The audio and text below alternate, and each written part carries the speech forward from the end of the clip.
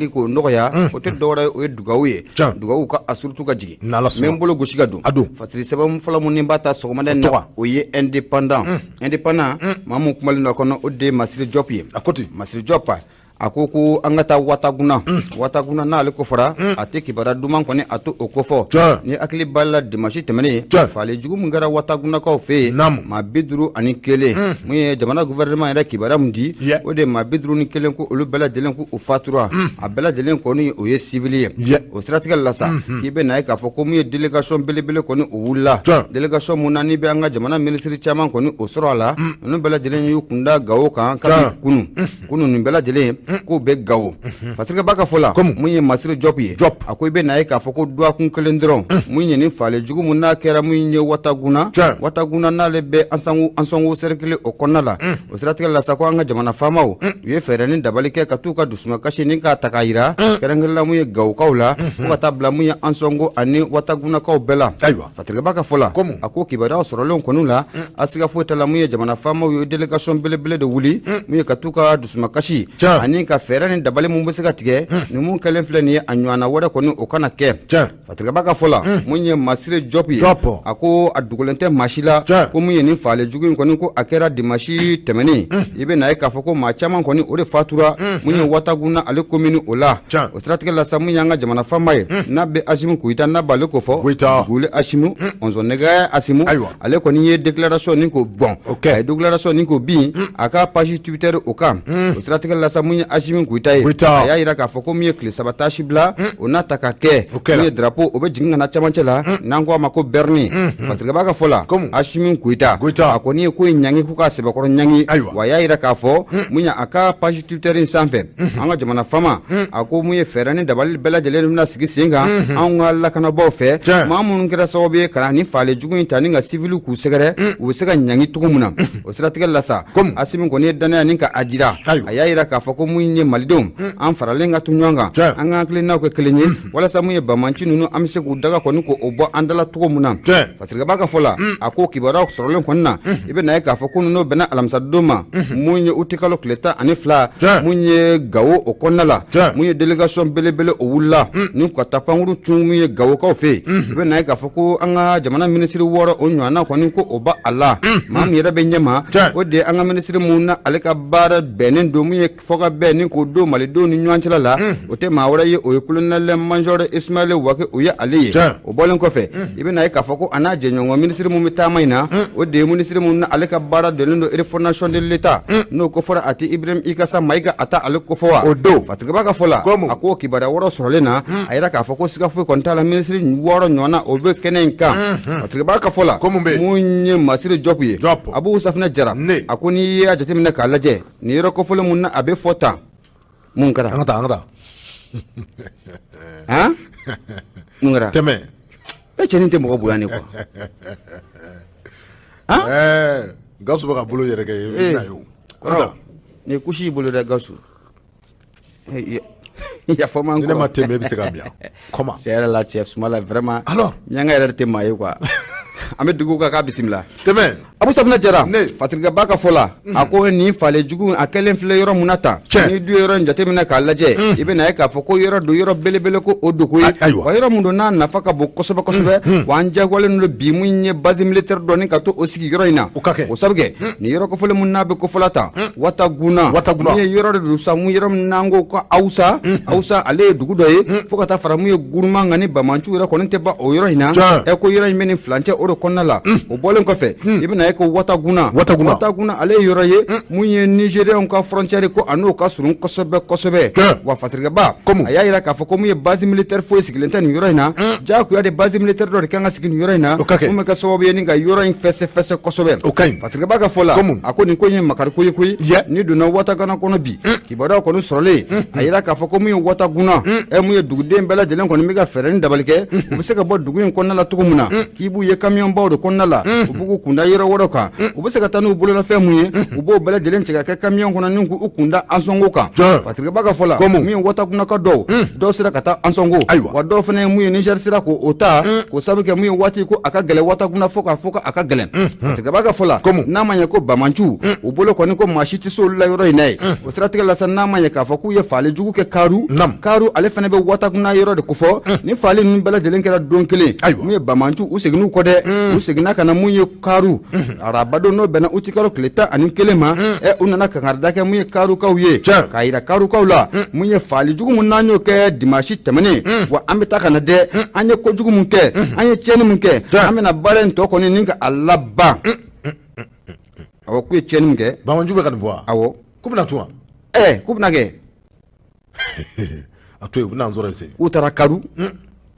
donc ka taa kanga dɔwlu ye wa an ye tiɲɛni mun kɛ tiɲɛni an bɛ segin ka na an bɛna tɔ laban tu bɛna tɔ laban Fatigaba ka fɔ la a ko i bɛna ye k'a fɔ ko min ye Bamantu ye diinɛ marifatigiw n'a ko fɔra a bɛ Yada Agali ale ka maaw kofɔ olu de ni faale jugu in kɔni k'a ta ka watakunakaw sɛgɛrɛ Fatigaba ka fɔ la kibaruya sɔrɔlen o kɔni na i bɛna ye k'a fɔ ko maa ninnu n'o bɛ Bamantu kofɔ u bɛ ka jalaki mun ta ka ni ka duguladenw sɛgɛrɛ u y'a yira k'a fɔ ko duguladenw k'olu de kɛra sababu ye ni ka Gawo gouverneur ni k'o wele ka na olu de kɛra sababu ye mun ye préfet watakuna préfet ni k'olu bɛɛ lajɛlen kɔni k'o wele ka na Fatigaba ka fɔ la a ko nin de kɛra dusukasi ye dɔɔni ni ka ɲɛsin Bamantu ma hali bi o tɛmɛnen kɔfɛ ka bɔ yen Fatigaba ka fɔ la ko hakili jiginna n'i y'a ye Bamantu kɔni ye nin faale jugu in kɔni kɛ dimanche don o ma sɔrɔ dɔwɛrɛ fɛ koyi k'i bɛ na ye k'a fɔ ko mun ye Bamanci maa dama dɔ olu de minɛna mun ye anw ka lakanabaw fɛ o sabu kɛ mun ye dugudenw y'a yira k'a fɔ ko nin Bamanci mun filɛ nin ye n'a bɛ watakana sugu a bɛ jɔ don mun na a tun bɛ watakana sugu la wa min ye misi suyɛnen a tun bɛ k'o de feere o kɛra sababu ye sa mun ye anw ka lakanabaw u ye tɛgɛ kɔni ka a ta ka da o Bamanci in kan Fatigaba ka fɔ la kabini o kɛra waati mun na mun ye population civile olu kɔni ma lafiya koyi k'o sababu kɛ mun ye Bamantu ye n'a bɛ Yada Agali ka maaw kofɔ u y'a yira k'a fɔ ko olu de kɛra sababu ye ni ka olu ka maaw ni k'o minɛ ka di sɔrɔsilakaw ma ko n'a y'o kɛ maa ma fa a y'a yɛrɛ fa koyi Fatigaba ka fɔ la an bɛ don min na komi bi n'i ye ko nin jateminɛ k'a lajɛ an diyagoyalen don bi mun ye base militaire dɔ ye o ka taa sigi mun ye Wataguna sabu kɛ Wataguna yɔrɔ ye yɔrɔ mun na a nafa ka bon kosɛbɛ wa yɔrɔ do yɔrɔ mun diyagoyalen don an bɛ don min na komi bi ye base militaire o ka sigi a kɔnɔna la Fatigaba ka fɔ la an kɔni bɛ don min na komi bi an ka lakanabaw kɔni kɛlen bɛ ka fɛɛrɛ dabali bɛɛ lajɛlen tigɛ sen kan maa minnu kɛra sababu ye ka ni faali jugu in kɛ cogo min na tɛgɛ bɛ se ka da u kan cogo min na u ye ɲangili mun ka kan o bɔ ta k'u sɛgɛrɛ Fatigo an y'a sama ka bɔ sɔgɔmada na indépendant kɔnɔna la i bonya a b'a la bete i ka dɔn k'a fɔ ne bɛ to indépendant kɔnɔ fɛn min bɛ tali kɛ Musa Saɲɔ Kamara ale ka sɛbɛn don dɛ Kamara ko Mamadu Kasoge ni o ye ministre de la justice ye a bɛ don minɛ komi bi ka dɔn k'a fɔ ko kununko ko a ye sigi kɛ sigi min kɔnɔna na fɛn min bɛ tali kɛ commission nationale des droits de l'homme ko ani o maaw sigira sigi in kun bɛ tali kɛ fɛn jumɛn de la o de bɛɛ lajɛlen bɛ a kalama k'a fɔ Bandaw ani Mokutari Wani kabini mɛ kalo tile 25 tɛmɛnen na i ka dɔn k'a fɔ maa min bɛ yen ni transition ɲɛmaya bɛ a bolo sisan ni o cogoya ko Asimi Goita ka dɔn k'a fɔ ko u ye fu siri ninnu ka baara la kabini mɛ kalo tile 25 san 2021 na o kɛra Fatigaba ka fɔ la ni maa fila minnu filɛ nin ye ni u minɛna ka taa Kati ka dɔn k'a fɔ tile damadɔ kɔfɛ ko u jiginna n'u ye Bamakɔ ka na u bila fɛn min bɛ wele ko résidence surveillée Fatigaba ka fɔ la maa min bɛ yen ni o cogoya ko Mamadu Konate Mamadu Ismail Konate i ka dɔn k'a fɔ an bɛ don min na komi bi ko o ye u ka avocat ye Bandaw ani Mokutari Wani olu ka avocat talen don o kɔni y'a yira k'a fɔ ko u na fɛɛrɛ ni dabali bɛɛ lajɛlen kɛ waati in na Bandaw ani Mokutari Wani fiɲɛbɔda a bɛ se ka di u ma cogo min na o de sababu la commission nationale des droits de l'homme ka taa se communauté internationale maaw ma ka dɔn k'a fɔ ko ninnu bɛɛ lajɛlen ko u bɛ wuli ka jɔ bɛɛ lajɛlen na ka dɔn k'a fɔ Bandaw ani Mokutari Wani k'u bɛ se ka fiɲɛbɔda sɔrɔ cogo min na u ka maître Ismail Konate ni o ye u ka avocat ye k'o yɛrɛ y'a yira k'a fɔ ko don nataw la ko ni Bandaw ni Mokutari Wani ko n'u ma bila fɛn min bɛ wele ko cour de justice de la CEDEAO ni o ye CEDEAO ka kiiri bulon ye ka dɔn k'a fɔ ko u na olu saisit ko u na se olu ma walasa Bandaw ani Mokutari Wani ko u ka bila cogo min na wa ni u ye o kiiri papier don CEDEAO la ka dɔn k'a fɔ ko u b'a dɔn ni maa min jɔ a ye k'o de ye colonel Asimi Goita ye parce que b'a fɔ ko colonel Asimi Goïta ka fɔ ani jamana ɲɛma wɛrɛ minnu bɛ ka fɔ ko u na sɛbɛn doni olu twa ye munna Bandaw ani Moktar Wani o bɛ u bolo bɛrɛla kabini nin waati na ka se fɔ sisan ma fɛn min bɛ tali kɛ hali bi ministre Mahamadu Kasoge la Mahamadu Kasoge ko a kɔni y'a jira k'a fɔ an bɛ don min na komi bi a ko u bɛ fɛɛrɛ ni dabali bɛɛ lajɛlen kan ka tigɛ walasa Moktar Wani ani Bandaw olu ka se ka bila fiɲɛ la cogo min na. Parce que b'a fɔ ko Bandaw ani Moktar Wani u minɛnen min filɛ nin ye ko u minɛna minɛ cogo min na ko bɛɛ lajɛlen bɛ a kalama u ka avocat ka kuma la k'u minɛ minɛ cogo min na ko minɛ min ni a dalen filɛ u kan ye ko sariya tɛ u ma minɛ sariya kɔnɔ wa u bilalen bɛ bila cogo min na ko a sariya ko a man ɲi parce que b'a fɔ ko fɛn bɛ tali kɛ ninnu maa ninnu na minnu ni o ye Moktar Wani ani Bandaw ye k'a fɔ ko u minɛna kabini mai kalo tile 25 san 2021 ka se fɔ sisan ma k'a fɔ ko u bɛ résidence surveillée la ko wa ko kabini waati dɔ la ko fɛn min bɛ tali kɛ seliba a ɲɛkɔrɔla la k'u kun ye fɛɛrɛ ni dabalitigɛw yɛrɛ daminɛ ko maa ninnu ko u kunna bila ka kɛɲɛ ni seliba yɛrɛ o waati ye nka ko dernière minute la ni o ye waati labanw selen ye ko yɛlɛma nana don ko in kɔnɔ ko u m'a dɔn k'a fɔ fɛn min bɛ ka Bandaw ani Moktar Wani u ka bilali ko fɛn min bɛ ka a bali parce que b'a ka fɔ la ko fɛn min bɛ tali kɛ maa ninnu yɛrɛ la ni o ye Bandaw ani Moktar Wani olu kɔni y'a jira k'a fɔ ko tiɲɛ don c'est vrai que u bɛ kaso la ko nka an bɛ waati min na komi sisan ko dekunba tɛ u kan ka so o dɔ ma ko u bɛ u ka ko bɛɛ lajɛlen kan ka kɛ ko dekunba tɛ u kan ka so ma hakaja hali maa minnu b'a fɛ ka taa bɔ Moktar Wani ani Bandaw ye ko u lemanaw ko u bɛ taa bɔ u ye sanga ani waati nka fɛn min bɛ tali kɛ lakana na n'i taara k'i bɛ taa bɔ u ye kari k'a fɔ ko lakana kɔni ko o kɔni ɲɔ ɲanen bɛ a yɔrɔ la walasa ka se k'a to bɛɛ ni Bandaw ani Moktar Wani u bɛ se k'u ka résidence surveillée n'u ka adamadenya kɛ ni maaw ye cogo min na a tiriba ka fɔ la ko fɛn min bɛ tali kɛ CEDEAO la MINUSMA ani commission nationale des droits de l'homme ka taa se structure wɛrɛw ma kari k'a fɔ ko ninnu bɛɛ lajɛlen bɛ wuli ka jɔ la walasa don nataw la Bandaw ani Moktar Wani k'u bɛ se ka fiɲɛbɔ da sɔrɔ cogo min na Fasiri filɛ nin ye an ye min bɔ indépendant kɔnɔ Musa Sayon Kamara ale ka sɛbɛn Musa Sayon Kamara a bɛ fo indépendant baarakɛla bɛɛ lajɛlen o bɛ fo Abu Safunɛ Jara n'i y'i bolo bɔ ne bɛ n bolo n b'a gosi ka don nouvelle horizon m'ale ta ti cɛw maa mun kumalen don a kɔnɔ o de Demba Konte a bɛɛ na taa Abu Safunɛ Jara mun ye dugutigi kɔrɔ ale tɛ dugu ɲɛlen o fɛ fiyewu i bɛ na ye k'a fɔ transition n'a bɛ filanjɛla fanga n'a b'o kofɔ o kuntala janyani mun kuma na a bɛ sen na i bɛ na ye k'a fɔ ko mun ye parti politigiw n'a bɛ mun ye majorité présidentielle kɔrɔ o kofɔ maa minnu kun bɛ k'a fɔ k'u bɛ ka lajiburama fanga ka a dɛmɛ u kɛlen bɛ ka wuli ka jɔ ni ka a bila sen kan dɛ wa u bɛ kɛlɛsen yɛrɛ de kan awɔ président kɔrɔ ka mɔ wa awɔ alors pourquoi u bɛ kɛlɛsen yɛrɛ de kan mais a dugutigi kɔrɔ tɛ dugu ɲɛlen fɛ o ale t'a fɛ o Fasirikɛba ka fɔ la a ko a dugulen tɛ maa si la k'a fɔ nin waati na mun ye an ka jamana kɔnɔ a politiki tɔn u bɛ ka fara ɲɔgɔn kan dɛ politiki tɔn mun n'olu ye dɛmɛ ta ni ka lajiburama fanga ni ka a sɛgɛrɛ u bɛ ka fara ɲɔgɔn kan ɲɔgɔn ye ko a bɛ ka caya u ni ɲɔgɔn cɛla la kuma jumɛn de b'u da kɔnɔ ko waati mun kofɔlen don transition kunna ko transition ko a kana tɛmɛ o waati kan cogoya si la kuma mun da kɔnɔ ko ali engagement mun engagement mun n'an y'o ta communauté internationale ɲɛkɔrɔ ko engagement ko bɛ se ka labato cogo min na élection bɛ se ka kɛ k'an to nin situation kɔnɔ a tɛ se ka kɛ alors u ka sabali sa i yɛrɛ ka bamanankan tɛ wa n'o t'a ɲɛlen fɛ o ko dugutigi kɔrɔ mais dugu ɲɛlen fɛ dɛ mais ne y'o de ŋo alors mais nin bɛɛ ye Asimu ni nɔ ye quoi a bɛ na mun nin bɛɛ ye Asimu ni nɔ ye ni maa ma filɛ nin na haramu wo b'a tila bɛɛ ka kulusi la o cɛ ayi nka mɔgɔ b'a dɔn ni pôle économique ka ɲɛkɔrɔ boli fana bɛ se ka kɛ ayisa n bɛna mun f'i ye parce que i b'a dɔn u constitution de kɛlen bɛ ka ninnu dogo quoi constitution de bɛ yen a caman bɛ yen a ministre kɔrɔ ninnu ani ka fara président ninnu kan an ka jamana constitution yɛrɛ de dilannen don cogo min na u dogolen b'a kɔfɛ fo k'o birifini bɔ yen donc parce que mɔgɔ minnu kan ka ninnu kiiri o ye haute cour de la justice de ye n'est-ce pas o dun ti o bɛ ko la de voilà kosani na CNT mɔgɔw ye lettre bila ka taa cour suprême yɔrɔ k'u ka haute cour de la justice k'a dayɛlɛ joona ka bila fonctionnement na k'a bila fonctionnement na joona ka dɔw sigi ten nɔ olu ka kalo sara ba cɛ k'a bila fonctionnement na joona c'est ça o de ka ɲi n'a bilala fonctionnement na nin bɛɛ lajɛlen bɛ t'i ta ɲɛfɔ bon en tant que haute cour de la justice de ma sigi u tɛ se ka wuli o ko problème de bɛ yen fo k'o sigi problème de bɛ yen o yɔrɔ in na u k'o sigi n'o don u k'o sigi joona ko a ko ɲɛnabɔ o don u k'o sigi n'o sigira sisan i bɛna ye kunkan a bɛ fɛn kojugu ministre bɛ se ka miliyari dun cogo di jamana in kɔnɔna la olu bɛ tila k'a fɔ k'u bɛ fanga ɲini tuguni jamana in kɔnɔ o ta ila ko sariya Chariate. Aïwa.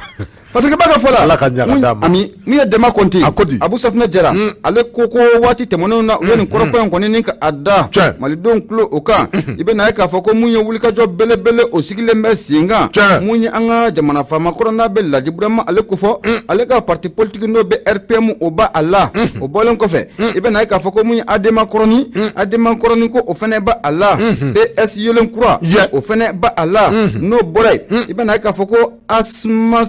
FP ale tɛ mun ye Sunjata Bube Mayiga ye kɔfɛ wa o bɛ a la IDD Cɛnay Bɛr ale cɛman bɛ yan Cɛnay Bɛr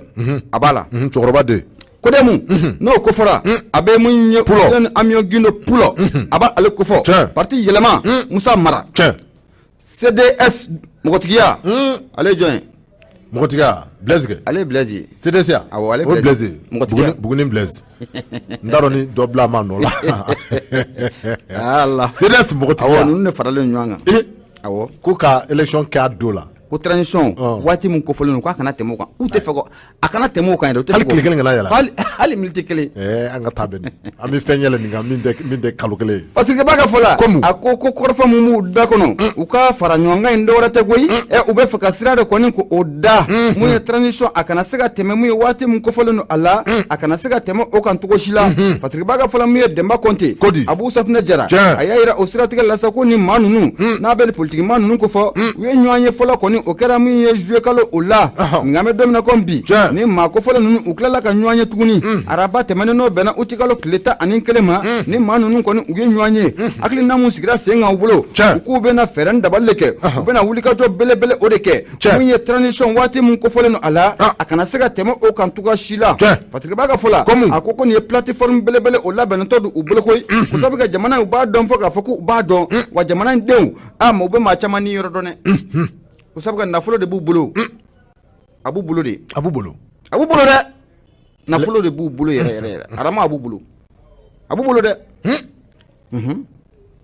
parce que b'a ka fɔ la u ko k'u bɛna nin plateforme mun sigi sen kan u bɛna ni jɛkulu mun sigi sen kan o tɛ dɔwɛrɛ koyi jɛkulu in sigikun tɛ dɔwɛrɛ koyi n'i y'a jateminɛ k'a lajɛ nin waati laban ninnu na wulikajɔ o cayara kosɛbɛ mun ye transition fanga a bɛ se ka dɛmɛ cogo min na wa ka dɔ fara transition kuntala o janya o kan maa caman ye dunun gosi o kuma la yan wa bɛɛ lajɛlen kɔni b'o kalama hali mun ye an ka serifukɛ ye n'o bɛ ɲɔrɔ serifukɛ ko fɔ Buye Hayidara Sɛgina Hamada ale den t'ale wa o don o kuma la o ko k'a dɔ fara o fana ko ten ne b'a f'i yan an bɛ fɛn fara ka min tɛ san 2 ye parce que b'a ka an ka taa u bɛ nin kamaya politique ma wa u bɛ nin kamaya cɛ n ka cɛ saba ni kɔ u ye dɔ d'an ma o sa a bɛ 92 fɔ sisan aramuw b'a la alors u bɛ ka sɛlɛ cogo min na e y'a jumɛn kelen ka hali pɔn kelen jɔ bon ayi ka teli o ma sa alors mais miliyariw t'u bolo wa a b'u bolo alors u bɛ 40 a tɔgɔ bɔlen filɛ kɔnɔ nin 400 e y'a jumɛn ka pɔn jɔlen ko mɛn fa dɔ fɛ i y'a jumɛn ka dɔgɔtɔrɔsoba ko mɛn o ka dɔgɔ alors o ka dɔgɔ u bɛ se barama donc an bɛ fɛn fara ka min tɛ san 2 u bɛ se baramasa ninnu de la an ka taa ani t-shirt parce que b'a ka fɔ la a ko kibaruya kɔni o sɔrɔlen na e bɛ na ye k'a fɔ ko mun y'an ka jamana premier ministre n'a bɛ docteur Choguel Kokala Mayiga n'a ba ale ko fɔ mun ye hakilina mun b'a la bi o de ye ka dɔ fara transition kuntala o janyaw kan a yɛrɛ ka wulikajɔ nin waati na ko n'i y'a jateminɛ kosɛbɛ i bɛ na ye k'a fɔ ko hakilina mun bɛ Choguel Kokala Mayiga kɔni na o de ka dɔ fara mun ye transition janya kɔni o kan parce que b'a ka fɔ la n'a ma ye k'a fɔ ko o hakilina bɛ mun ye Choguel Kokala Mayiga la politique maa minnu filɛ nin ye bi u tɛ fɛ k'o kɔrɔfɔ kɔni ko o mɛn cogoya si la tɛ fɛ k'o mɛn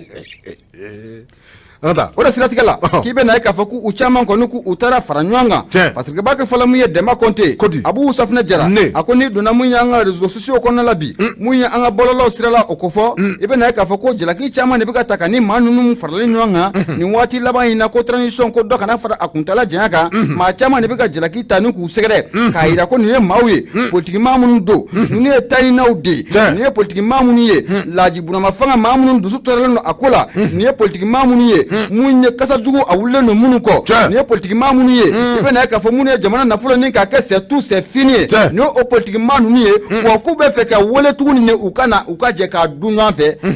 ko o de ko b'u kɔnɔ teliyala awɔ o tigɛ dɛ ayi fiyewu nin y'a dabɔlen n'a la koyi awɔ an da ka bɔra u bɔra la an fana mɛna ka dun ten politique maaw awɔ a caman kɔni bɛ yen n'o ka na bɔnnen dɛ an mɛna ka dɔ dun a caman ka na bɔnna alors ni na koni ni na dafrile ni ati saka jobli tiyo en ala chebe na emana atoko bolen flangono na sara Musa marafene ale beta parti Musa marete yelema president ibti rasul ibta mais yelema to balo mais non ita president ale beta ni ale be donu ngono fin du mai mena mi fie Blaise Mokotikia amado be tafando lo CDC Blaise Mokotikia Blaise Moko CDC engrais filati engrais filati TRP mia Adema PHG et au qu'on intéresse à chamambo qu'on est no bora parti socialiste elle était e be kan parti fon vevo ni jika militant titemema ma hagedo ha ni parti fon 23 fo level ga obese malien santo ko la da c'est war de beaucoup ma ko fota nu l'argent be anga chukura do ko ama ko war de fen jasle ngati be je fen be ni war kanu e foti de sela ti de sa fuila ni war kanu mama ndai war kanu abangoti ne abu sabna jira ne politiquement nous ko mika faranga ngani watina e ku be dangari ke ko feren dabal bekake e munye transition ku tala ko do kana fara ajenka o do ko ango ngo duti koro ale ta nyalen fede a chili de kada ali fasir do anya sama ka bonu vole horizon kon la demba konte ale kalim kala tige bunya obala ikaro ka fo e bete ambifo nebe se gado le soir de Bamako ay karo ka fo ni dasira election goma soir de Bamako mo ulu fona kumana akan kerengernya na sitan kone ale ka fasir dongo ako wati jumena fichier électoral ni oye election be kene fichier munu ye ni oye sebevra munu ye ko wati jumena ko o baraw na ke o barawa amaka on aywa fasirba ka folani ode sitan kone aya yira ka fo ame dominer comme bi ay kadu ka fo ko mo klo keremo shibolime ka sababu ke election ko kuma mi ni bora ka fo sisan election avec ni bara kun vola mun ni olu be wole ko fichier électoral kadu ka fo ko oye fenye femi ni ajoro ka bo kosobe election ko kono o ki kadu ka fo ko ame wati mine comme bi malide chamambe kerengene na a politique ma u chama ka tabla communauté internationale la ko bela jele klo keremo shibome jele me ka iklo kermo shibo ka lame konyuma yali wati jumena fichier électoral a baro bina damine yali wati jumena mali election go kuma mi ni afora karo ka foko ni baro bina labe wati jumena bazirba ka fola ni ode sitan kone ale koni yira ka fo ame domine ko mi bi ko bela jele hakili be aka kerengere na malien chama ko bela jele hakili koni be aka ka foko election ina fo ministre de l'administration territoriale et de la décentralisation ne kame joma lieutenant colonel Abdoulaye Maïga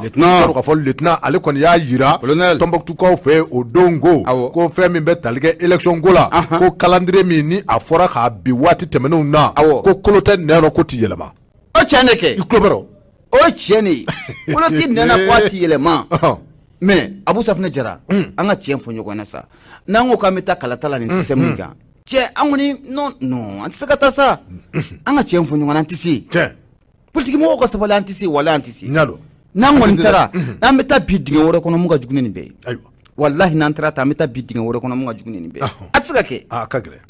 anna bolu tsaka ke Fazirika fola ni ode sitan kone sitan akone ya yira ka foko ministre uye ni sigimi ni uya ke Tombouctou ani Tombouctou politiquement ani maworo garu ka foko uye sigimi ke akone ya yira ka foko kolote neno koti yelamade o sababu ti dore ko ame domine ko mi bi ko laben foi ma sabati kerengrenya na fichier électoral ko kuma mi ni obe mawda ko laben zabatinde akanvolo wa dati munu ni olu kun vora ko election gola ku garu ka foko ni dati munu voler flenie do munu voler fle ko do nunu ku bi se yelema de ko bela jele ka sika kan ka foko abise ka yelema tuma na fatirba ale ko ya yira foko femi be talige ministre la aye ni ngorofo nunu vo ka foko wa ni don nunu yelema na wa mamunu be ni olu be fanga safe halibi ku ma do mi vo ko anabla o kare fatirba ka fola ma do be ni o twa ko zumana modi zumana nji dumia ina fo ka fo president koro Ibrahim Boubacar Keita ale ka parti ni o ye RPM ale ko aya yira fasir dola aya yira fasir la dola ka foko femi be talige fichier électoral la me dominer comme bi ko foi laben tabatilen de gouvernement fait wala sa kasuka o baroke adunyira la ka foko ni election totora kalo damado ye akaka fichier électoral ko a baroka damene mamunu be ni olu fatume olu toko ka bo papiero mamunu be ni olu système élection ye ko olu toko ka do papiero parce que ba fola Zumananji ko aya yira ka fɔ ko olu ɲɛ b'a la ka fɔ ko o labɛn foyi tɛ ka kɛ gouvernement kɛmɛ k'i da de tugu tege i n'a fɔ k'a fɔ ko fiɲɛ ma wuli ko nka dɔ minnu ni olu fɔra élection kama k'a ka fɔ i n'a fɔ i y'a fɔ cogo min na ale fana a seginna kɔrɔfɔ kelen kan dɛ k'u t'a fɛ tile kelen foyi ka fara donfɔlen kan olu tɛ fɛ Matiri ka fɔla ko fɛn min ye Zumananji ye ale kɔni y'a jira k'a fɔ ko élection date min fɔra la wa ko a date u t'a fɛ fɛn ka fara kan ka fɛɛrɛ ni dabali bɛɛ lajɛlen tigɛ walasa élection a ka se ka kɛ a don kofɔlen na Matiri ka fɔla ko fɛn min bɛ tali kɛ élection 2022 la ko labɛn bɛɛ lajɛlen kun kan ka kɛ kabini octobre kalo kɔnɔna na dɔw kan ka kɛ février kalo kɔnɔ dɔw kan ka kɛ ka se fɔ mars kalo ma nin date fɔlen min filɛ nin ye k'u ka fɛɛrɛ ni dabali bɛɛ lajɛlen kɛ transition mɔɔw k'u ka labɛn bɛɛ lajɛlen tigɛ ka fiche électoral o baaraw ka daminɛ fɛn min bɛ tali kɛ élection yɛrɛ la a baara fɛn fɛn ni u kan ka don a hukumu kɔnɔna na k'u ka fɛɛrɛ ni dabali bɛɛ lajɛlen tigɛ teliya la walasa o baaraw ka kɛ ko kɔnɔ tɛ ko date minnu fɔlen filɛ k'u t'a fɛ foyi ka fara kan i n'a fɔ i y'a fɔ cogo min na Pasiri filɛ nin ye an ye min bɔ le soir de Mamuko kɔnɔ Sitan Kone ale ka sɛbɛn don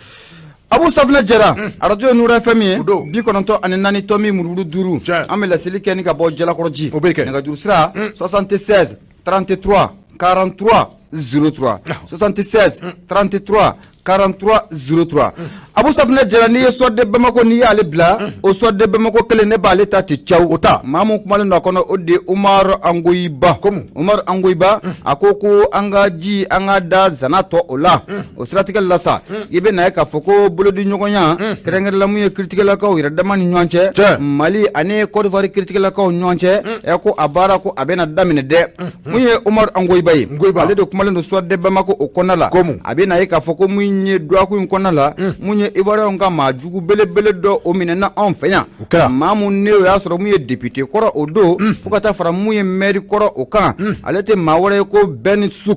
Souk Mohamed Ben Souk Suku Mohamed ne bɛɛ lajɛlen k'a ma ko Ben Souk i bɛ na ye k'a fɔ ko bolo kɔni ko a dara nin kan nin cɛ in ye maa ye maa mun tun bɛ yen n'a kun ɲininen don Côte d'Ivoirekaw tun bɛ k'a ɲini kosɛbɛ kosɛbɛ k'o sababu kɛ mun ye Côte d'Ivoire ye n'a bɛ Ivoire jamana o kofɔ o rebellion kɔrɔ o ka maa don n'o bɛ Guillaume Soro o kofɔ Guillaume Soro nin waati yɛrɛ la ale kɛlen bɛ ka boli ka t'i da Faransi o kɔnɔna o la Fatigaba ka fɔ la a ko nin na kɛ sababu ye mun ye Ben Souk ale mun minɛna tan ni ani Karimu Keita n'a bɛ donbolo donnaba in kofɔ Ladi Burama Fanga denkɛ de o t'ale wa ale tɛ wa Ndomolo Karimu denkɛ i bɛ ka denkɛ Karimu awɔ Ndomolo awɔ a to a ye a bɛ se o la dɛ a bɛ se Ndomolo o kɔrɔ Domolo Karimu Keita Domolo ale ma ɲinɛ ah bon a bɛ se o la kojugu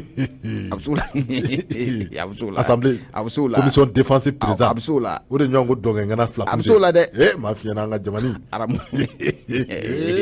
ninnu y'u ja jamana in kɔnɔ koyi y'u ja aramu san 7 u y'an tulu na an biɲɛ na an sɔn k'a bɛɛ yele k'a bɛɛ cɛ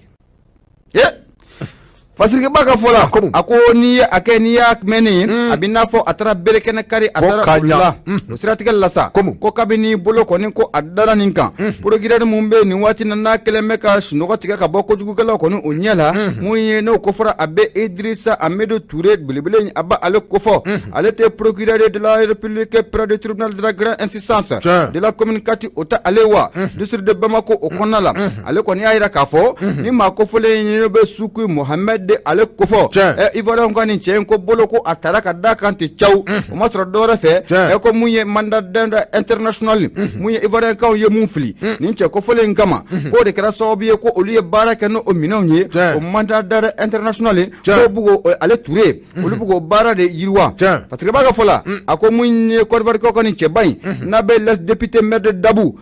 maire kɔrɔ wa Dabu député kɔrɔ o ta ale wa ɲangili jumɛn de talen bɛ k'a sɛgɛrɛ mun ye Côte d'Ivoire critique-lakaw fɛ u y'a jira k'a fɔ ko nin cɛ kofɔlen fɛɛrɛ ni dabali le kun tigɛlen don ani Guillaume Soro bolo u bɛ se ka mun ye coup d'état ni ka fanga ni ka a dafiri cogo mun na kabini waati mun na o kibaruya kɔni ko a cunna i bɛ na ye k'a fɔ mun ye Guillaume Soro a n'a dɛmɛbaw Guillaume Soro a teriw maa ma de bɛ se ka taa kɔgɔji sanfɛ o y'i sela kɔgɔji o kɔnɔ wa maa minnu bɛ k'a fɔ k'olu bɛ se ka mun ye hali ba yɛrɛ ka a tigɛ u nɔngɔn na olu bɛɛ lajɛlen ba tigɛ u nɔngɔn na o siratigɛ la sa ko mun ye Ben Souk ye ale fana y'a ka valise n'u cɛ ka fara ɲɔgɔn kan ɲini ka ni da ba maliba o kɔnɔna o la parce que b'a ka fɔ la n'a ma ɲɛ k'a fɔ ko mun ye Ben Sugu mun ye Game Soro ka ni cɛ belebele in bolo dara ale kan a dun ma tɛmɛ mun ye hali kalo kelen ɲɔgɔnna ni hakili b'a la mun ye an ka maliden mun bɛ n'o ye Karim Keita ale kofɔ mandat d'arrêt international o filila ale nɔfɛ mun ye ale kɔni bɛ nin waati na mun ye Côte d'Ivoire kaw fɛ yen kabini waati mun na a fanga faga n'a bɛ Laji Burama fanga o kofɔ o kɛra c'est tout c'est fini ye Karim fana ko a bolila ka di da mun ye Côte d'Ivoire kaw fɛ yen parce que b'a ka fɔ la ko mun ye procureur malien n'o bɛɛ belebele in kofɔ Idrissa Ahmedou Touré o ta kofɔ wa ko siga kɔni t'a la n'a ma ɲɛ k'a fɔ ko a ye bolo da Ben Sugu kan mun ye nin cɛba in mun ye nin jalaki kun talen bɛ ka maa mun sɛgɛrɛ ko a bɛ fɛ ka Alassane Dramane Ouattara ka fanga ko o dafiri ko diyagoyalen don ko sariya ko a ka saniya mun ye ale Ahmedou Idrissa Touré ale ye o baaraw nin kɔni ko o de boloda parce que b'a ka fɔ la k'a bɛ nin ka waatinin bɔ mun ye Ivoirien fana u ye mandat d'arrêt international ko o bila nin cɛ in kɔni ko o kama koyi parce que b'a ka fɔ la n'a ma ɲɛ k'a fɔ ko nin ko in kɔni o kɛra nin cogoya na ko fɛɛrɛ ni dabali de kan ka kɛ mun ye Côte d'Ivoire maaw fɛ an yɛrɛ ka maa mun b'u bolo n'o bɛ Karim Keita kaco kofɔ donbolodonnaba in a bɛ se ka na Mali la cogo min na ɲininkali busamisɛn n'o bɛ se ka ta k'a sɛgɛrɛ anw ka maa mun bɛ n'o y'an baarakɛ ɲɔgɔn kɔrɔ n'a bɛ journaliste Burama Touré kofɔ o mun jalaki caman talen bɛ ka Karim Keita k'a sɛgɛrɛ nin waati na Ivoirien bɛ se k'a bila cogo min na ka na anw fɛ yan parce que b'a ka fɔ la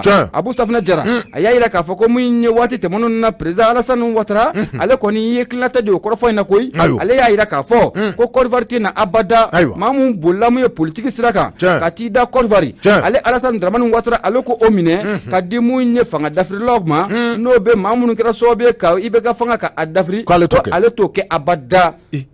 awa a y'a fɔ k'a ta kɛ dɛ mais pourquoi il se mêle dans notre vie là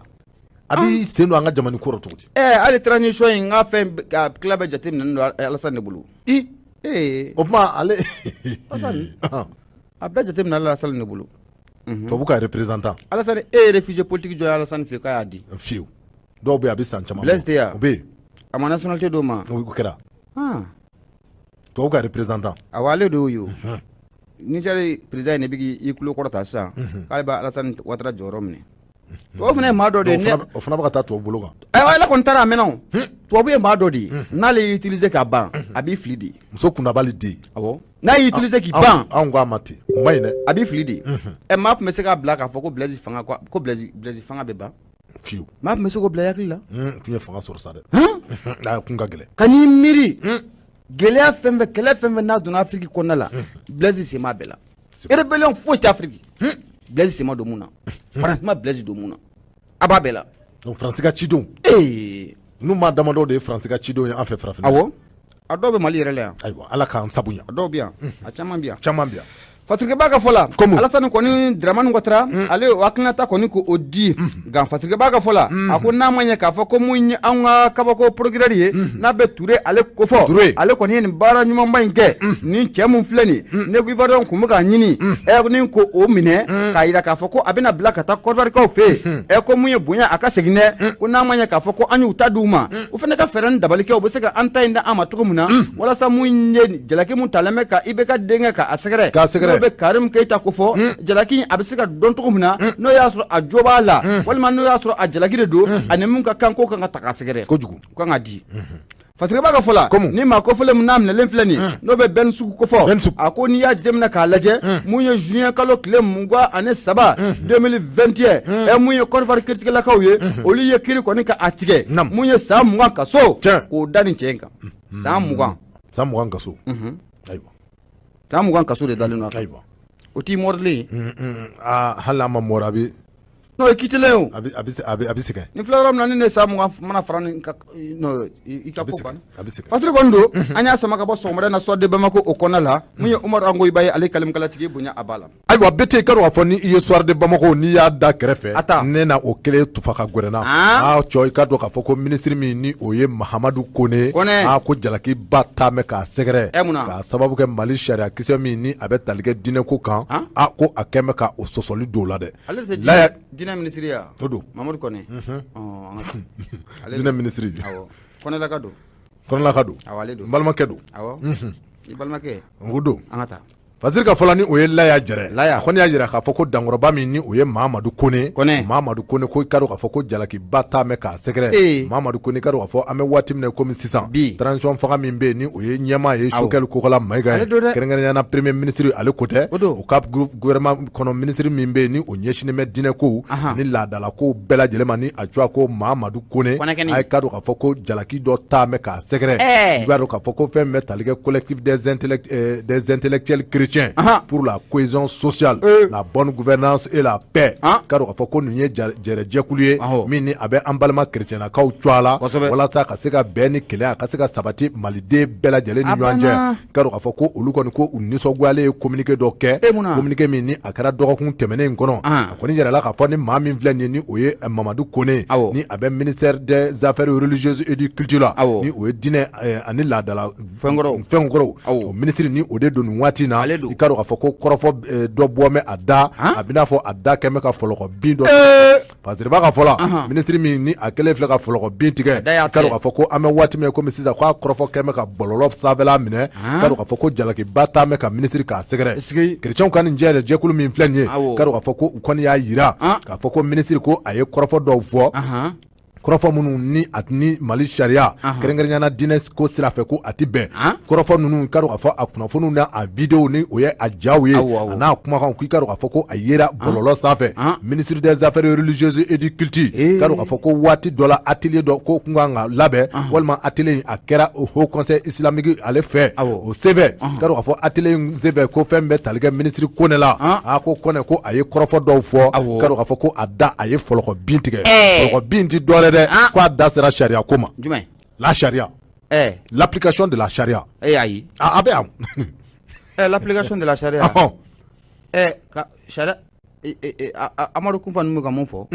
i ka dɔn k'a fɔ kuma ma ɲi dɛ ayiwa kuma ma ɲi ko ministre i ka dɔn k'a fɔ waati min na a da sera nin ma nin cérémonie in senfɛ a ye ka dɔn k'a fɔ ko a tɛmɛnen kɔfɛ i ka dɔn k'a fɔ a kɔrɔfɔ ko a ye fa bɛɛ lajɛlen minɛ i ka dɔn k'a fɔ ko a kɛn bɛ misi jɔrɔnanko i ka dɔn k'a fɔ ani dusukasi ko a ta mɛ ka maaw sɛgɛrɛ bi kɛrɛnkɛrɛnnenya minnu ni olu ye an balima chrétiennakaw ye a ka ja silamɛw yɛrɛ i ka dɔn k'a fɔ ministre ko a ye nin kɔrɔfɔ min fɔ ko a tilara k'a yira hali bi a ka kumaw kɔnɔ ko le Mali est une république islamique ayi ayi fili do sa Konelaka ninnu filɛ nin ye i b'a sɔrɔ a don a tun bɛ ka cimi camanen kun dɔrɔn a bɛ se ka kɛ a cimi camanen de kun sinon fili do a b'a dɔn parce que b'a fɔlɔ waati min na nin kɔrɔfɔ ko a tɛmɛna ka dɔn k'a fɔ ko ministre ko a ɲɛ b'a la k'a fɔ ko kunnafoni kɛmɛ ka fa bɛɛ lajɛlen minɛ ka dɔn k'a fɔ jalakiw caman d'a mɛn k'a sɛgɛrɛ a ka dɔn k'a fɔ an bɛ don min na komi bi ko ministre kɔni ko hali ni a y'a sɔrɔ a y'a ɲini cogo bɛɛ lajɛlen na kɔrɔfɔ min ni a fɔlen filɛ nin ye a y'a fɔ hakilina min fɛ ni a faamu tɛ maaw fɛ ka dɔn k'a fɔ a y'a ɲini cogo bɛɛ lajɛlen na maaw bɛ se ka a ka kɔrɔfɔ in a faamu cogo la cogo min na ka dɔn k'a fɔ an bɛ waati min na komi sisan a ko jamanadenw caman bɛ kɛrɛnkɛrɛnnenya an balima chrétien minnu n'o filɛ nin ye ka taa se hali silamɛ wɛrɛw ma a ko nin bɛɛ lajɛlen ye nin kɔrɔfɔw fɔ k'a fɔ ko ministre ko a ye kɔrɔfɔ min fɔ nin ye i ka dɔn k'a fɔ ko n'i ye Mali sariya gafe dɔ ta k'a lajɛ min ni o ye a article n'i y'an ka constitution ta k'a lajɛ ni sariya sunba n'i y'a ta k'a lajɛ sariya kisɛ min bɛ yen ni o bɛ wele ko article 25 k'o y'a jira k'a fɔ ko Mali le Mali est une république indépendante souveraine indivisible démocratique laïque et sociale ay kuma tilala la ko kuma ko ministre ko a man ka nin fɔ ko Mali ye jamana ye jamana min ni a ka yɛrɛma hɔrɔnya ko o bɛ a bolo i ka dɔn k'a fɔ an ka liberté ni o ye an ka indépendance ye o bɛ an bolo jamana do jamana min ni a ti tila fila ye jamana do min ni démocratie ni o bɛ a kɔnɔ kabi waati jan jamana do silamɛ diinɛ bɛɛ lajɛlen bɛ labato a kɔnɔ jamana do jamana min ni a y'a sɔrɔ adamadenya bɛɛ ni kelenya o bɛ an ni ɲɔgɔn cɛ yan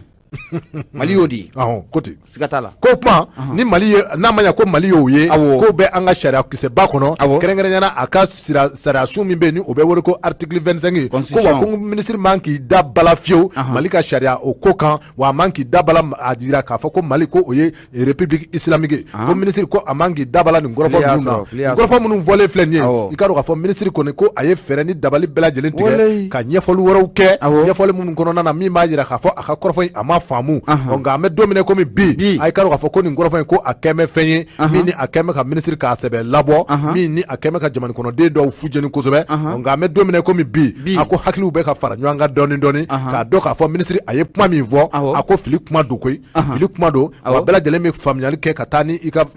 a faamuya ka taa n'i ka sira ye minisiri Mahamadu Kone i k'a dɔn k'a fɔ ko a kɔni an bɛ don min komi bi a bɛ ka fɛɛrɛ ni dabali bɛɛ lajɛlen tigɛ ka hakiliw ka se k'a faamu cogo min na wa kɔrɔfɔ kɔni filɛ nin ye min ni Laya Jara ale ka sɛbɛn don an y'a bɔ Soir de Bamako kɔnɔ. Soir de Bamako maaw foliw bɛ taa ni kusɛgɛrɛ Abu Safinɛ Jara mun ye kɔnɛlaka don u kana jigin a la mun ye kuma a ma ɲinɛ kuma ale ye gabakuru nin n'a taara ka ban a tɛ se ka sigi u kɔ an b'a ɲini bɛɛ lajɛlen fɛ u ka yafa mun ye n den ma a bɛ faamu u ka yafa n den ma n bɛna min f'i ye ma tilala la an ka jamana in fana a cimi camanen kun don n bɛna min f'i ye u ka yafa ma jamana in fana n'i bɛ kuma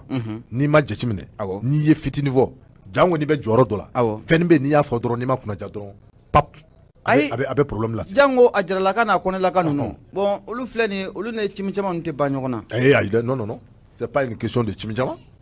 Non. Non, je suis pas d'accord. Non. Kana bila o minan kono. Ma fi. Fite juma ya. E ka taa misuru la bɛ. Anw de bɛ ka misuru caman seli bi. Juma ta ko ta la dɛ. Juma ko ta.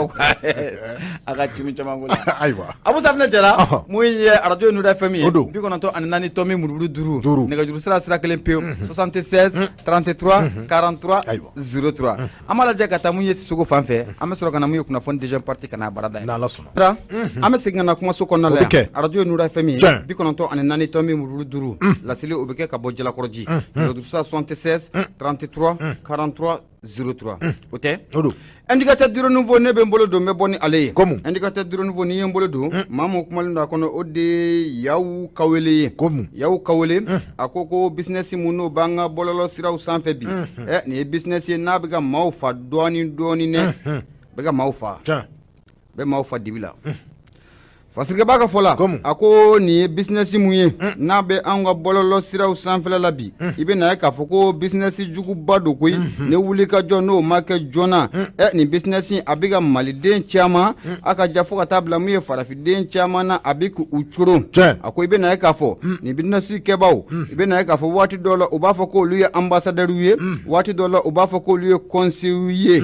ninnu bɛ fɛɛrɛ ni dabali bɛɛ lajɛlen tigɛ sen kan u ka laɲini ninnu ko a bɛ se ka sabati cogo mun na Fasirikɛba ka fɔ la a ko n'i y'a jateminɛ k'a lajɛ anw ka bɔlɔlɔ sira sanfɛ bi i bɛ na ye k'a fɔ ko kinɛti i bɛ kinɛti dɔn kinɛti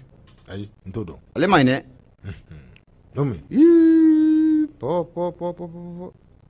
ale ma ɲi dɛ kinɛti n t'o dɔn ni a kuma fɔlen sisan aramu n'Ala ma farati i b'a sɔrɔ dɔ ka kulusi ɲiginna kinɛti la hawla mun da maaw kan yan ale ye a sira dɔ ye a ko ni kinɛti bɔra yen i bɛ na ye k'a fɔ ko dɔ fana bɛ nin waati na lanwa ma ko languraci o fana y'a sira dɔ ye Mastercash o fana y'a sira dɔ ye Grand Wert o fana y'a sira dɔ ye ID Company o fana y'a sira dɔ ye Fasirikɛba ka fɔ la a ko nin bɛɛ lajɛlen de bɛ anw ka réseau sanfɛ bi n'a bɛ bɔlɔlɔw ko fɔ ninnu bɛ baara jumɛn de kɛ réseau sanfɛ mun ye u b'a jira k'a fɔ ko mun ye baaradaw b'o olu bolo baaradaw n'u u ye a ɲɛf'i ɲɛna u bɛ nafolo kasabi f'i ɲɛna k'a bɛ Ala k'i nɛsanse i yɛrɛ b'a dɔn nafolo kasabi mun tɛ sɔrɔ a dɔw yɛrɛ b'a jira k'a fɔ ko dɔgɔkun 2 kɔnɔna la k'i bɛ se ka 20,000 ko olu sɔrɔ n'i donna olu ka baara o la Fasirikɛba ka fɔ la a kɛra sababu ye mun ye denmisɛn caman bɛ bi minnu bɛ k'a fɔ ko mun ye baara ko hami a b'u la sanga ni waati bɛɛ lajɛlen na u bɛ da caman k'o gosi walasa mun ye baara o bɛ se ka sɔrɔ cogo mun na o siratigɛ la sa k'i bɛ na k'a fɔ ko maa ninnu u ye wulikajɔ caman k'a bila sen kan koyi wulikajɔ ninnu na i bɛ na k'a fɔ k'u bɛ ka maa caman o de ɲami jamana in kɔnɔna la yan u b'a jira k'a fɔ k'i kɔni bɛ kɛ nafolotigi ye joona Fasirikɛba ka fɔ la a ko seereya dɔ sɔrɔlen i bɛ na k'a fɔ ko mun ye Togo ka den dɔ u y'o sɛbɛkɔrɔ gosi u y'a yiri o la o Togo ka den a y'a ka terrain ni k'o feere o bɔlen kɔfɛ mun ye a ka fɛnmisɛnnin caman a y'o feere mun a ka sokɔnɔminɛnw olu caman a y'o feere k'o bɛɛ lajɛlen k'o da u ni réseau ninnu sanfɛ mun ye maa minnu bɛ n'u ka baara bɛnnen don ɲamini o ma yayira n'o ye togo ka den na n'o ye togolɛ o ye u ko na ala sɔnna ma n'a donna baara in na kalo ko 1,000,000 ko a b'o sɔrɔ ka bila a poche o kɔnɔ o kɛra sababu ye ni ka kamalen ni ka hakili bɛɛ lajɛlen ni ka a ɲaami u ye maa mun fana bila ni ka ale fana hakili ɲaami o fana ye o terilaka dɔ ye koyi o fana y'a sɔrɔ mun ye o donna réseau in kɔnɔ wa mun ye o fana ye réseau in victime belebele dɔ o ye parce que b'a ka fɔ la waati mun na ale togo ka den a y'a ka jamana bila ni ka n'i da ba Maliba kɔnɔna la yan ko sabu kɛ mun ye baara in ko a baara k'u bɛ bolo da yan o siratigɛ la sa k'u taara bila mun ye villa Dakabana mun ye Bamakɔ o kɔnɔna la yan ka sɔrɔ k'a ɲini a fɛ k'a ka fɛɛrɛ ni dabali kɛ n'a bɛ fɛ ka baara kɔni k'o sɔrɔ a ka maa ɲini ka na ale yɛrɛ ye nafolo minnu k'o bɔ maa mun fana bɛ se ka na nafolo bɔ o la an ko ma ko parrainage c'est-à-dire que réseau mun don n'u ko k'i kana nin 30,000 sisan wa dɔ kun bɛna n gosi e gosi Adam o kaɲi a min sɔrɔ n'u ko e ma sisan k'i kana nin 30,000 ye 30,000 yɛrɛ t'o fɔ o b'a daminɛ 80,000 de la u b'a fɔ k'e ne nana ni 80,000 ko kalo o kalo dɔgɔkun o dɔgɔkun ko dɔgɔkun kɔnɔ k'i bɛ se ka 24,000 sɔrɔ u b'o fɔ ko dɔgɔkun kɔnɔ i bɛ se ka 24,000 sɔrɔ ni e nana ni 80,000 u b'a fɔ ko mun ye k'i bɛ san hakɛ dɔ de kɛ baara in na san min yɛrɛ i yɛrɛ b'a dɔn i si t'o bɔ bilen a dɔw b'a fɔ ko san 99 kalo kalo k'i bɛ taa wari ta i bɛ baara kɔni kɛ ko kalo kalo i bɛ taa wari ta donc sisan ne y'i ka wari engagé a da fɛ e ka wari ma taa yɔrɔ e kɔni aw jara donc u b'a fɔ sisan k'e ka taa parrain de ɲini i yɛrɛ la ka na donc parrain u b'a fɔ k'e ka na ni mɔgɔ 4 ye o mɔgɔ 4 sisan olu fana e ye wari min sara olu fana bɛ o ɲɔgɔnna de sara walasa mun ye e bɛ se ka baara in sɔrɔ cogo mun na e jigi dalen bɛ mun ka semaine o semaine k'e b'o sɔrɔ e bɛ se k'o nafolo k'o sɔrɔ cogo mun na i ye réseau in faamu a bɛ ten de mais e donnen kɔrɔ de i bɛ sɔrɔ k'a faamu réseau juguba réseau jugu don réseau jugu ja de don kojugu Fasike b'a ka fɔ la a ko n'i y'a jateminɛ k'a lajɛ ni réseau mun filɛ nin ye tan a kɛra sababu ye ni ka denmisɛnnin caman ni k'u hakili kɔni k'u ɲaami ko an bɛ don min na ko bi tiɲɛ don baarako gɛlɛya o bɛ jamana kɔnɔ nka ko mun ye denmisɛn ye u ka sanu ne zira ni ka a woloma ka bɔ ɲɔgɔn na dɛ o sabu kɛ maa minnu bɛ nin waati in na bɔlɔlɔ o sira o sanfɛ k'a yira k'a fɔ k'u bɛ baara ɲini ka di aw ma a k'a bila a kun na ko gosilikɛlaw don dɛ u bɛ gosi n'u y'i sɔrɔ i b'i ka du feere n'u y'i sɔrɔ i b'i ka mobili i b'a feere n'u y'i sɔrɔ n'ala ma fari kɛ i ka muso i b'a feere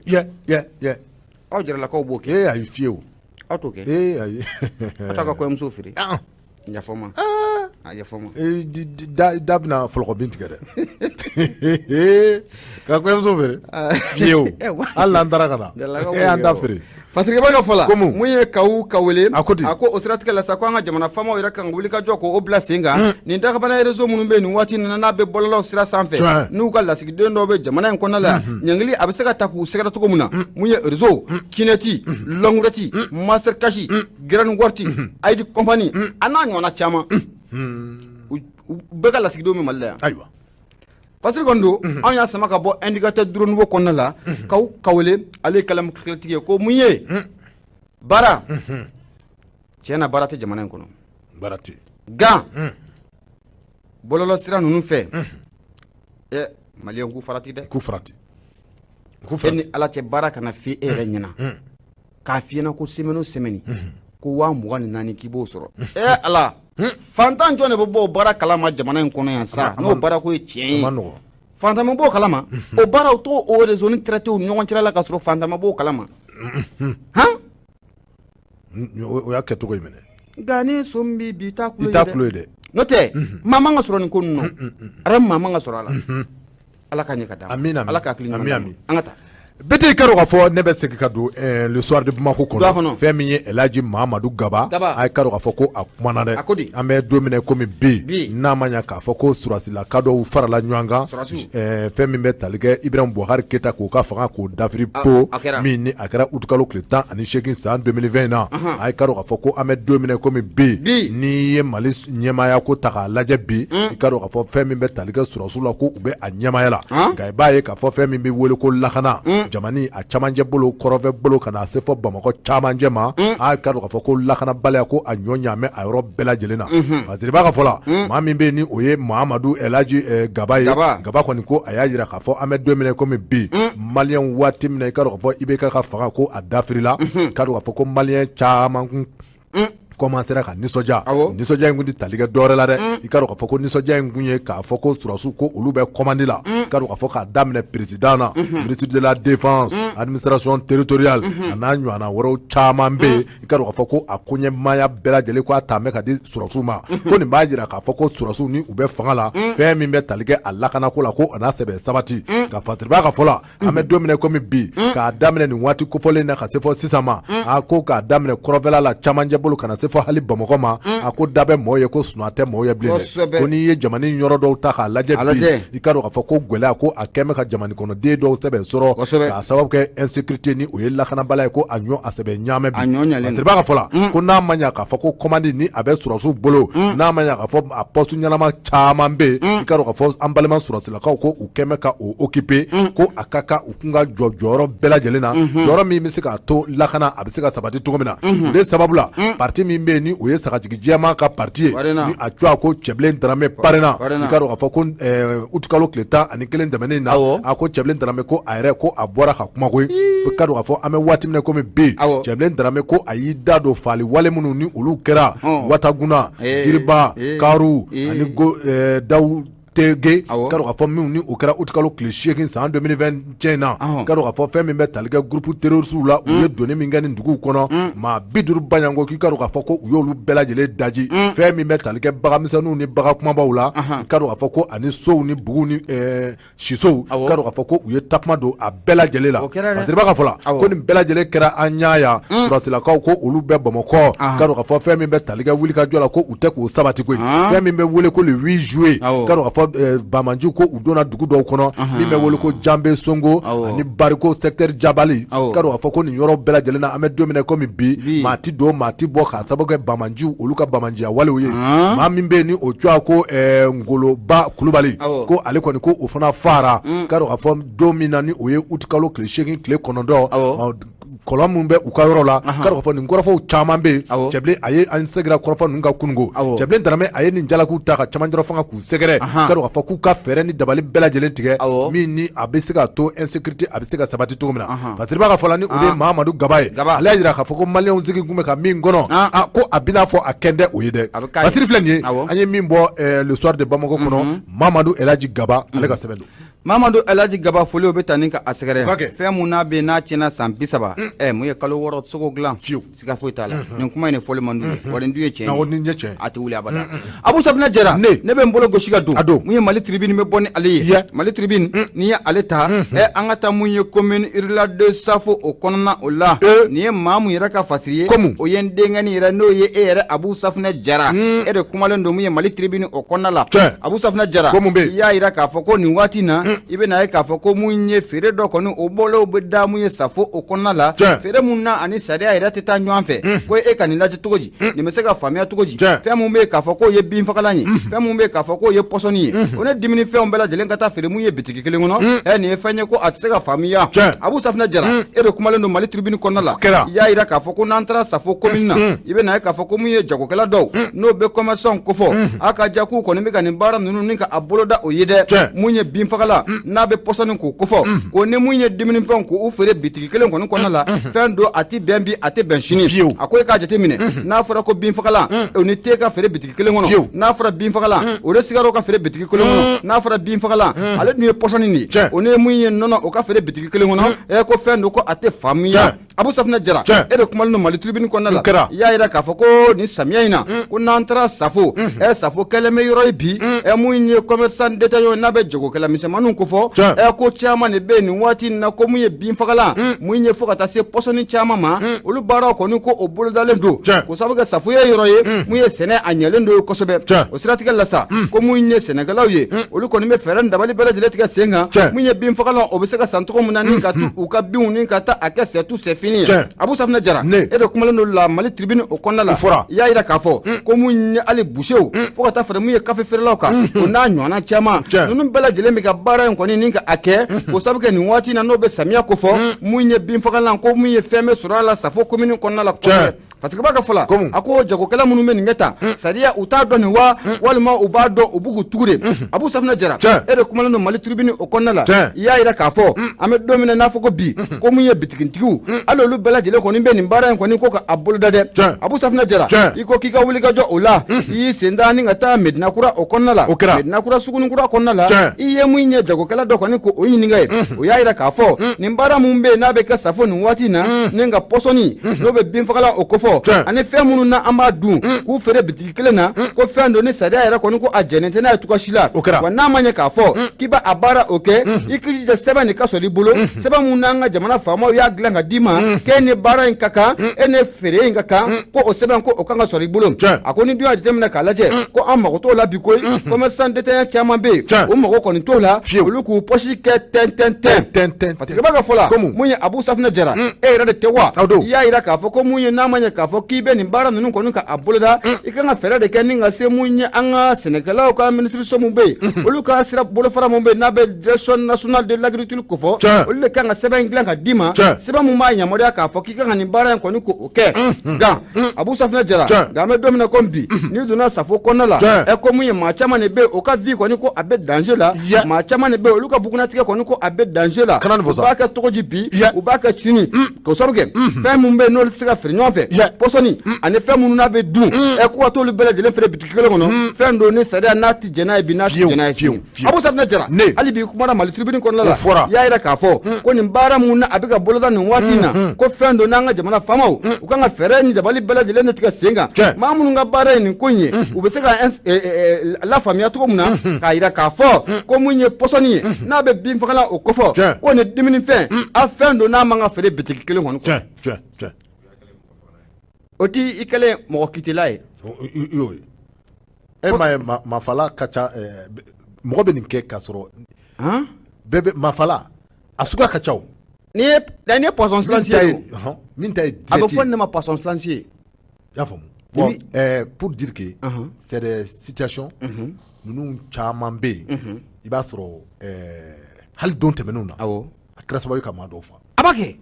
c'est-à-dire ça tue à coup de feu petit à petit a bɛ maa fa dɔɔni fɛn bɛn ta tɛ a b'o tiɲɛ yɛrɛ la fisɔn a ye ka nin article a ka ɲi fɛn mun don a bɛn ta tɛ an ye jateminɛw boli a kan san caman na a ti dɔn o sabu kɛ ne nin fana kɛra samiya waati ye dɔw fana ka taɲini waati de ye nin i mana taɲini kɛ cogo o cogo la a bilen kunna ne fa ne ba ko mun ye bitigi kɔni kɔnɔ fana n'a fɔra ko sigaro ko o bɛ bitigi kɔnɔ nɔnɔmugu o b'a kɔnɔ mun ye tulu o b'a kɔnɔ e ka tila ka taa binfagalan ni ka to o ta k'o bila o bitigi kɔnɔna la olu bɛɛ lajɛlen ka feere ɲɔgɔn fɛ a ti bɛn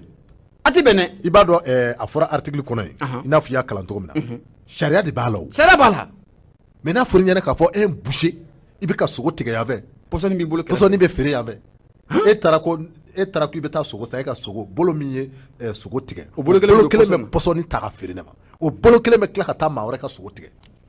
hali n'i tɛgɛ ko safinɛ na est-ce que c'est clair ayi u tɛ k'ale to ko u tɛgɛ ko ala ka ɲɛ ka d'a ma Abu Safinɛ Jara a ye nin saba ka bɔ Mali tribune kɔnɔna la e yɛrɛ y'a kalimukalatigi an bɛ foli ta ni k'i sɛgɛrɛ n'Ala sɔnna Abu Safinɛ Jara an tɛ nin bila dagiridala ko sabu ka waati kofɔlen ale nana ni jɔ ti caw a sera fo k'a fɔ ko a sera o siratigɛ la sa mun ye kunnafoni dɔ kɔni bɛ an b'o lase mun ye jalakɔrɔjikaw bɛɛ lajɛlen ko ma nin waati in na sa i bɛ na ye k'a fɔ ko nin ye kunnafoni ye kunnafoni mun na a bɛna da mun ye ekɔlidensomaw bɛɛ lajɛlen kulo